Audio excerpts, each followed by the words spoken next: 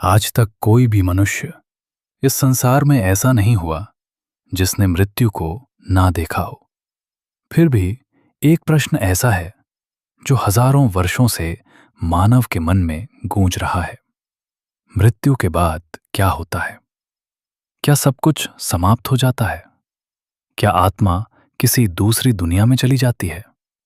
क्या स्वर्ग और नरक वास्तव में है, या फिर जन्म और मृत्यु केवल एक अनंत यात्रा के दो पड़ाव हैं? ये प्रश्न केवल जिज्ञासा नहीं है, ये हमारे अस्तित्व का सबसे गहरा रहस्य है।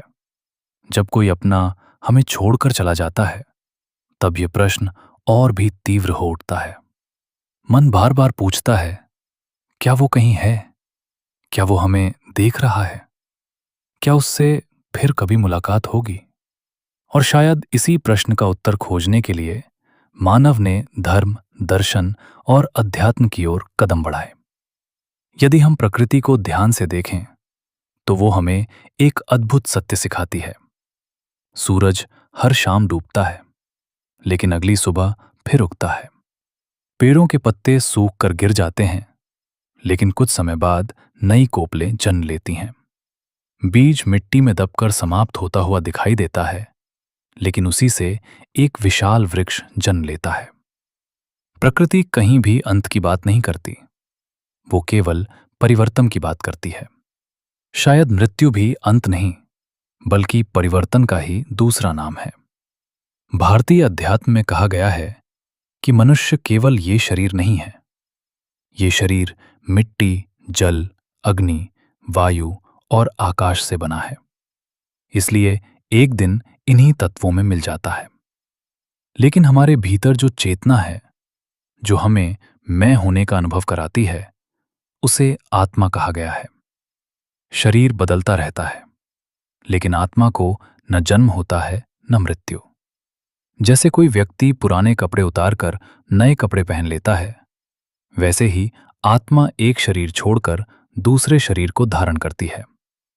यही कारण है कि मृत्यु को अंत नहीं, बल्कि एक यात्रा का पड़ाव माना गया है। कल्पना कीजिए कि आप एक लंबी यात्रा पर निकले हैं। रास्ते में कई स्टेशन आते हैं।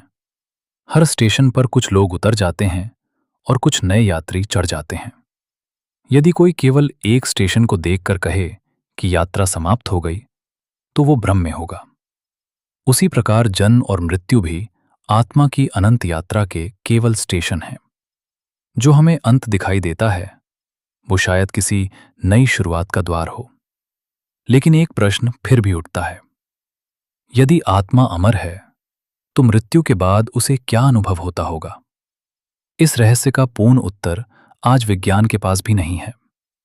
दुनिया भर में ऐसे अनेक लोगों के अनुभव सामने आए हैं जो कुछ समय के लिए मृत्यु के बहुत निकट पहुंच गए थे और फिर वापस लौट आए।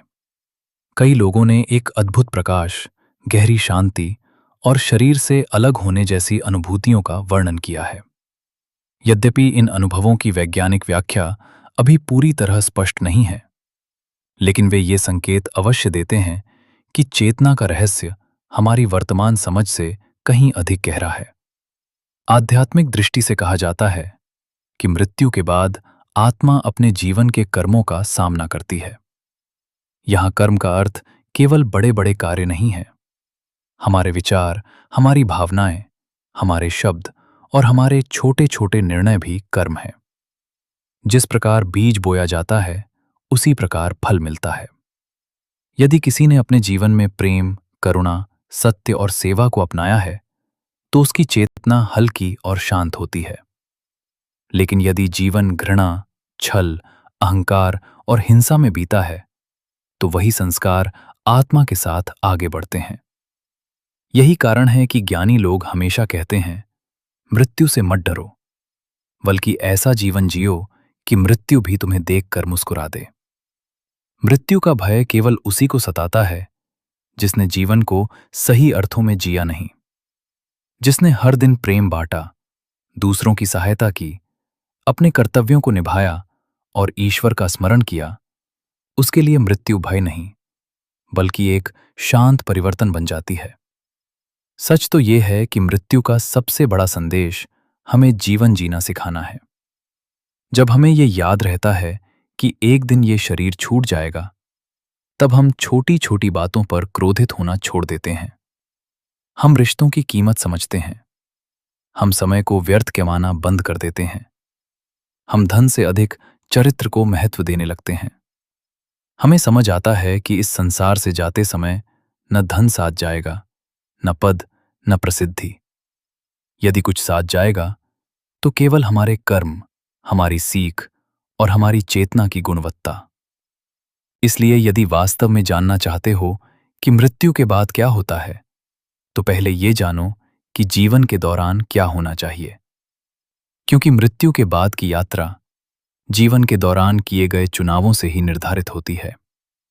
जो व्यक्ति हर दिन अपने भीतर प्रकाश जगाता है, उसके लिए मृत्यु अंधकार नहीं, बल्कि एक नए सवेरा का द्वार बन सकती है।